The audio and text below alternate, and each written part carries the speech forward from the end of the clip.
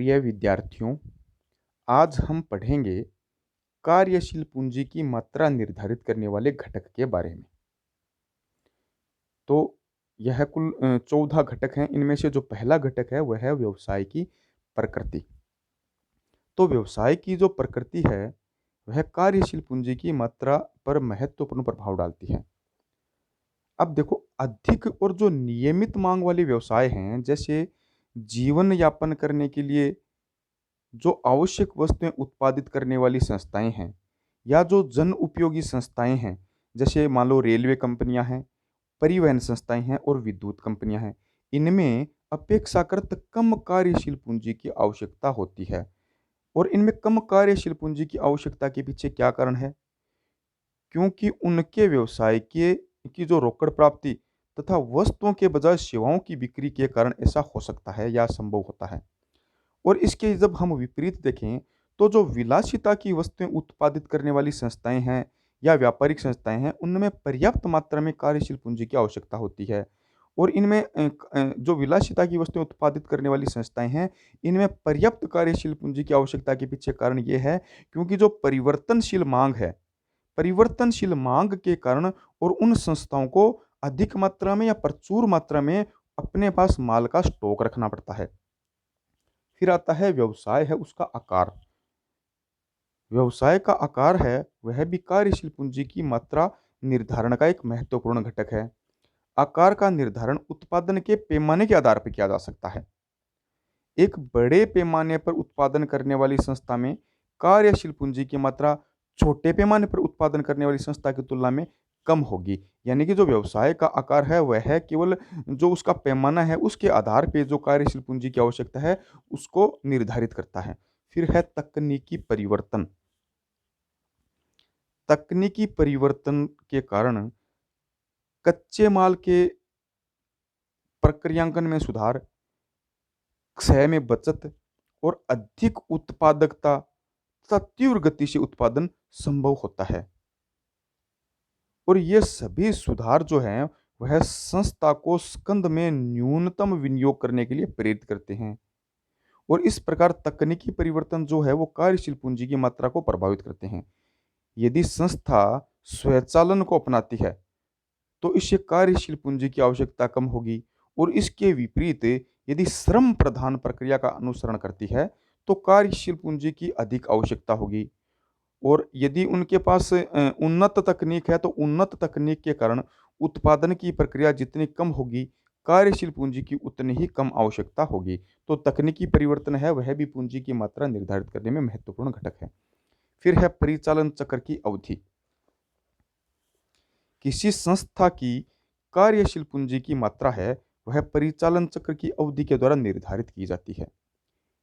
ये और यह अवधि है जो सामग्री की प्राप्ति, निर्मित माल है उसके रूपांतरण, विक्रय एवं देनदारों से वसूली आदि क्रियाओं में लगने वाला समय होता है। इस चक्र की गति में कहीं भी यदि अवरोध उत्पन्न हो जाए तो व्यवसाय में जो रोकड़ है वह कम होने लगती है, जिससे दायित्वों के भुगतान के लिए नकदी रखने की आवश्यकता पड़ती है। इस परिचालन चक्र की गति जितनी तीव्र होगी, कार्यशील पूंजी की आवश्यकता उतनी ही कम होगी। फिर है उत्पादन लागत में कच्चे माल का महत्व। जिन उपक्रमों में उत्पादन लागत में कच्चे माल का मूल्य अधिक होता है वहां अधिक कार्यशील पूंजी की आवश्यकता पड़ती है। और जिन उपक्रमों में उत्पादन लागत में कच्चे माल का मूल्य कम होता है वहां पे कम कार्यशील पूंजी की आवश्यकता पड़ती है। फिर है व्यवसाय की मौसमी प्रकृति। ऐसे उद्योग जिनकी वस्तुओं की मांग मौसम विशेष में ही होती है अथवा उत्पादन एक मौसम विशेष में ही किया जाता है, तो उनकी जो कार्यशील पूंजी की आवश्यकता है वह मौसम परिवर्तन के साथ बदलती रहती है। फिर है संस्था की साख नीति। प्रत्येक व्यवसाय में माल का विक्रय उधार के आधार पर किया जाता है और जिसका भुगतान या तो उनकी स्थानीय प्रथा या जो औद्योगिक मानदंड है उनके अनुसार सप्ताह, माह है, 3 माह है या वर्ष आदि में उनको करना होता है। यदि ग्राहकों को उधार बिना उनकी साख योग्यता जाने ही यदि उनको स्वीकृत कर दी जाती है, तो रोकड़ वसूली में अधिक समय लगता है।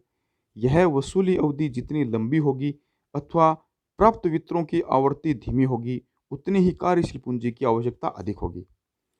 इस प्रकार संस्था की साख नीति कार्यशील पूंजी की मात्रा को प्रभावित करती है। क्रय विक्रय की शर्तों में संबंध। क्रय विक्रय की शर्तों में समानता या असमानता का भी कार्यशील पूंजी की मात्रा पर गहरा प्रभाव पड़ता है।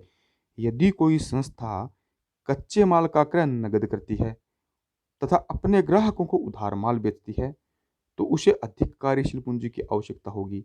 और इसके विपरीत यदि संस्था कच्चा माल उधार क्रय करती है किंतु अपने द्वारा निर्मित माल का विक्रय नकद करती है, तो ऐसी दशा में कम कार्यशील पूंजी से ही उसका काम चल सकता है। फिर है कार्यशील पूंजी आवर्त। कार्यशील पूंजी आवर्त का आशय उस गति से है जिससे कार्यशील पूंजी व्यवसाय में घूमती है या चक्कर लगाती है। कार्यशील पूंजी की जो आवर्त की दर है वह बिक्री तथा चालू संपत्तियों के अनुपात द्वारा मापी जाती है। जितनी यह दर अधिक होगी, विक्रय उतना ही अधिक होगा और परिणाम स्वरूप कार्यशील पूंजी की आवश्यकता भी कम होगी। फिर है व्यावसायिक उच्चावचन। व्यावसायिक उच्चावचनों का भी संस्था की कार्यशील पूंजी पर गहरा प्रभाव पड़ता है। सामान्य व्यापार की दशा में कम कार्यशील पूंजी की आवश्यकता होती है, किंतु आर्थिक उच्चावचनों में सामान्यतः अधिक कार्यशील पूंजी की आवश्यकता होती है। तेजी के दिनों में मूल्य में वृद्धि के साथ साथ वस्तु की मांग में भी वृद्धि होती है, तो ऐसी स्थिति में भावी मूल्य वृद्धि की आशंका में कच्चे तथा निर्मित माल का पर्याप्त भंडार या स्टॉक रखना पड़ता है, जिसके लिए अधिक कार्यशील पूंजी की आवश्यकता होती है। और मंदी के समय मांग कम होने के कारण बिक्री की मात्रा कम हो जाती है तथा उधार बिक्री की वसूली शीघ्र नहीं हो पाती, जबकि उत्पादन के सभी जो व्यय होते हैं वो नियमित रूप से होते रहते हैं। तो ऐसी दशा में आर्थिक स्थिति की सुदृढ़ता के लिए अतिरिक्त कार्यशील पूंजी की आवश्यकता हो सकती है। फिर है व्यवसाय के विस्तार की दर। जो विद्यमान व्यवसाय है उसके संबंध में व्यापार विस्तार की गति भी कार्यशील पूंजी की मात्रा पर सीधा और गहरा प्रभाव डालती है। यदि व्यापार विस्तार की दर धीमी है, यानी कि जो व्यापार का विस्तार है यदि उसकी दर धीमी है, तो कार्यशील पूंजी की कम आवश्यकता होगी, जिसकी व्यवस्था भी लाभों के पुनर्विनियोजन द्वारा की जा सकती है। अब यदि व्यापार का जो विस्तार है वह बड़े पैमाने पर किया जाता है, तो उसके लिए स्थायी संपत्तियों के साथ साथ चालू संपत्तियों के लिए भी पर्याप्त धन की आवश्यकता होगी, तो इसके लिए अधिक कार्यशील पूंजी की आवश्यकता होगी। फिर है लाभ की मात्रा एवं लाभांश नीति। अधिक लाभ की मात्रा संस्था की कार्यशील पूंजी में वृद्धि करती है, क्योंकि रोकड़ में अर्जित लाभ कार्यशील पूंजी का स्रोत है। अतः जिन संस्थाओं की लाभार्जन शक्ति अच्छे उत्पादन या विपणन प्रबंध या एकाधिकारीकरण होती है अधिक होती है, तो उन्हें कम कार्यशील पूंजी की आवश्यकता होती है। और इसके विपरीत जिन संस्थाओं की लाभार्जन शक्ति या प्रतिस्पर्धा या खराब प्रबंध के कारण कम होती है, उनमें अधिक कार्यशील पूंजी की आवश्यकता पड़ती है। और यह महत्वपूर्ण बात है जो इसको ध्यान में रखना चाहिए कि संपूर्ण अर्जित लाभ कार्यशील पूंजी के लिए उपलब्ध नहीं होते, क्योंकि यह संस्था की लाभांश नीति पर निर्भर करता है। यदि लाभों का एक बड़ा हिस्सा रोकड़ लाभांश के रूप में वितरित कर दिया जाता है, तब कार्यशील पूंजी के लिए कम राशि उपलब्ध होती है। फिर है देश के औद्योगिक विकास की दर। तो देश के जो औद्योगिक विकास की दर है वह भी कार्यशील पूंजी पर एक महत्वपूर्ण और गहरा प्रभाव डालती है। फिर है परिवहन एवं संचार साधनों की व्यवस्था। तो परिवहन और संचार के साधनों की व्यवस्था है वह भी कार्यशील जो पूंजी की मात्रा है उस पर गहरा प्रभाव डालती है। यदि परिवहन एवं संचार के साधनों की व्यवस्था यदि देश में सुदृढ़ है, तो कम कार्यशील पूंजी की आवश्यकता होती है। और इसके विपरीत यदि परिवहन और संचार के साधनों की व्यवस्था है वह ठीक नहीं होती है, तो अधिक मात्रा में कार्यशील पूंजी रखने की आवश्यकता महसूस होती है। थैंक्स।